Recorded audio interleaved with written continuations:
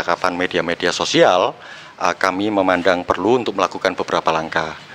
Hari ini kami sudah melakukan pleno, hadir bersama-sama kita semua dalam kegiatan konferensi ini. Ada Ketua KPU Pak Muhammad Afifuddin, ada Pak Parsada Narahap, ada Ibu Iva Rosita, kemudian ada Pak Idam Holik, Pak Yulianto Sudrajat, dan kemudian Pak Sekjen.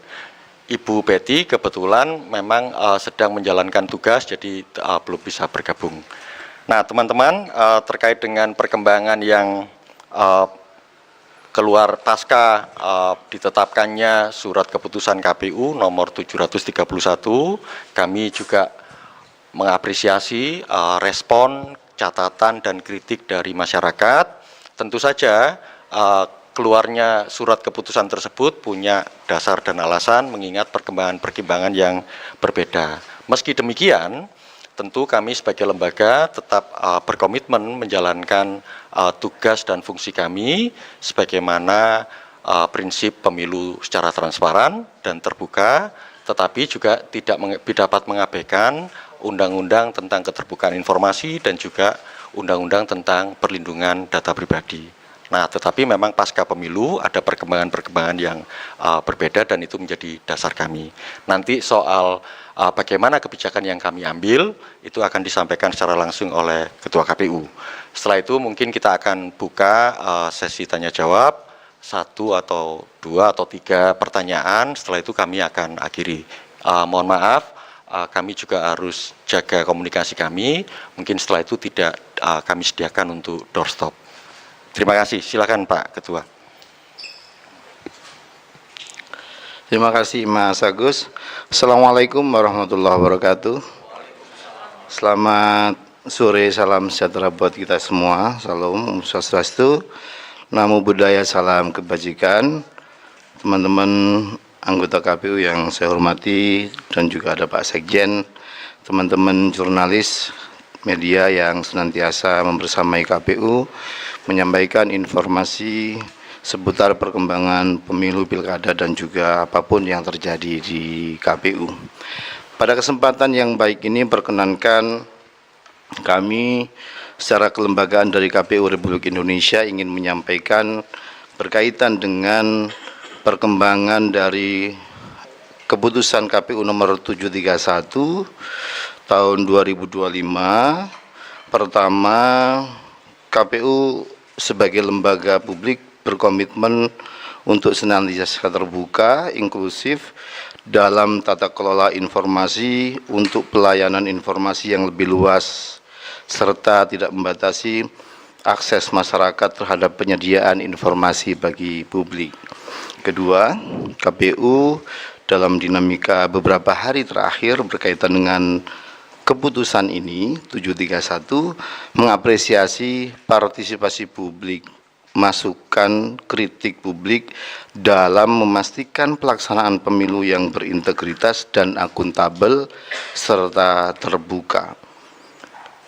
Pada dasarnya publik berhak memperoleh seluruh informasi dari KPU. Hal ini sejalan dengan Undang-Undang Nomor 14 Tahun 2008 berkaitan dengan keterbukaan informasi publik.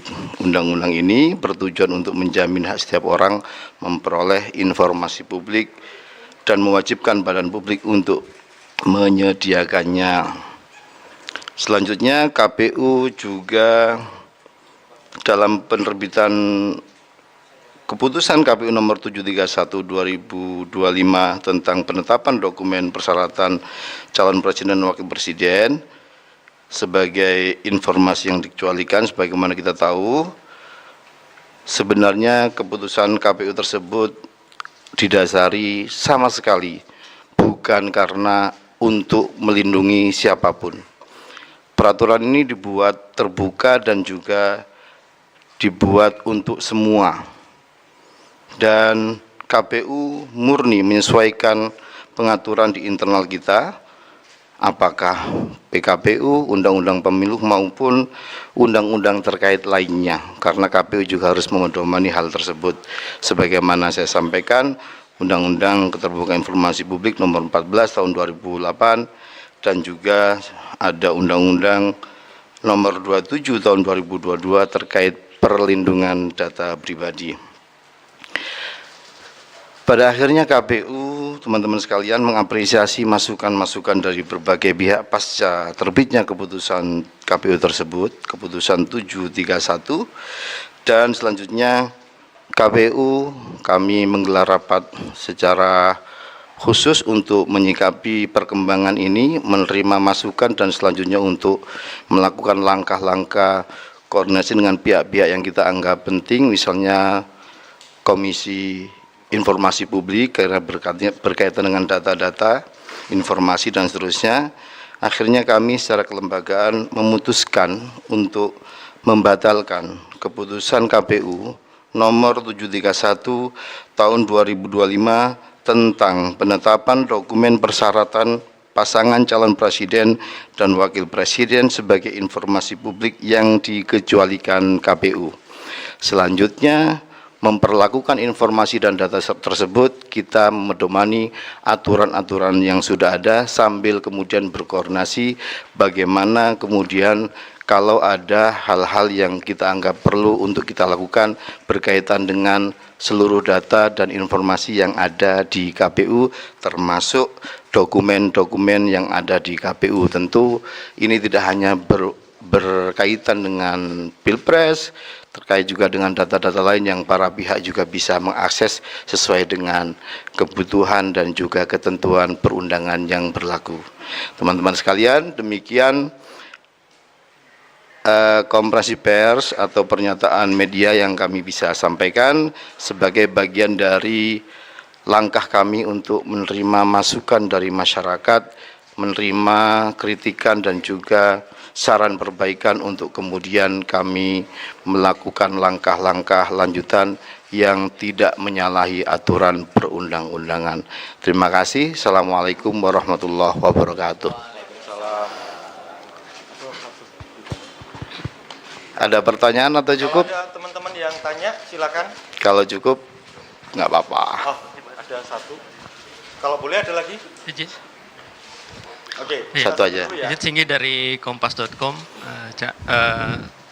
Setelah dicabutnya keputusan ini, berarti yang berlaku nanti apakah akan dibuka ke publik dokumen yang 16 itu atau berpedoman pada apa gitu? Mungkin diperjelas. Terima kasih. Ya, kita tetap memedomani pengaturan-pengaturan terkait, misalnya berkaitan dengan pengaturan di Undang-Undang Keterbukaan Informasi Publik. Nah, bagaimana prakteknya nanti? Misalnya berkaitan dengan klausul yang diatur di pasal 18 ayat 2 Undang-Undang 14 nomor 2008 tersebut, misalnya informasi yang dikecualikan itu bisa dibuka antara lain karena pihak yang rahasianya diungkap memberikan persetujuan tertulis. Kami dalam proses pendaftaran calon presiden, wakil presiden, termasuk calon kepala daerah, itu ada formulir yang isinya permintaan persetujuan ya untuk disampaikan ke publik. Karena situasi saat ini itu bukan tahapan pencalonan presiden dan wakil presiden, kita menghadapi situasi yang baru. Atas dokumen-dokumen yang lama, bagaimana kita kemudian meminta para pihak yang rahasianya diungkap memberikan persetujuan tertulis. Ini yang kemudian kita butuhkan langkah-langkah untuk berkoordinasi dengan lembaga lain, misalnya dengan Komisi Informasi Publik tadi pusat.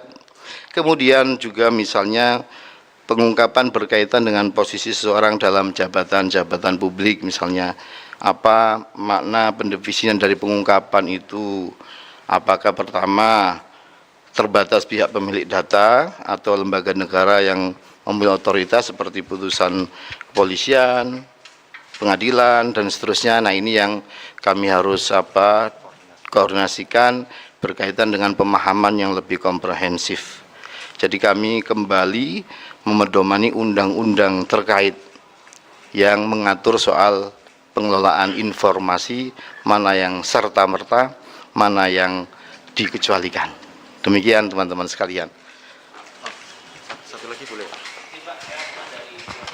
Bentar, pakai mic. Ya, izin, terima kasih. Saya Rohman dari Tirto. Ingin menanyakan apakah sebelum ada keputusan untuk pencabutan ini, apakah memang ada diskusi dengan pihak terkait, misalnya dari pihak istana ataupun dari DPR misalnya? Ya, teman-teman, tidak ada diskusi Mas Rahman dari pihak yang tadi disebutkan.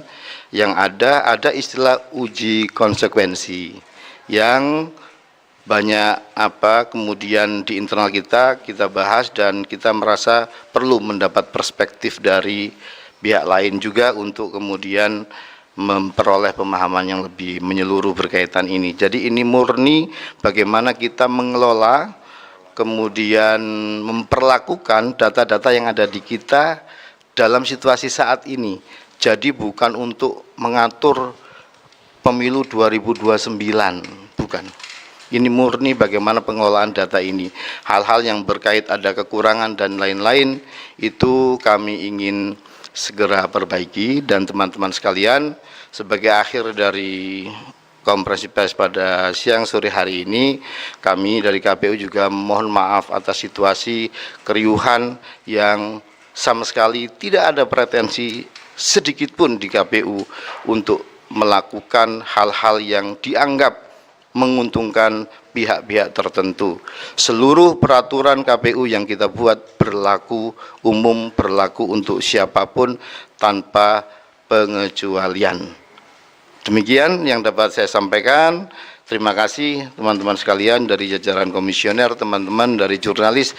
Terima kasih yang senantiasa membersamai KPU untuk menyampaikan informasi ke publik dengan cepat dan baik. Mohon maaf ada kekurangan dan kealpaan. Assalamualaikum warahmatullahi wabarakatuh. Baik, terima kasih.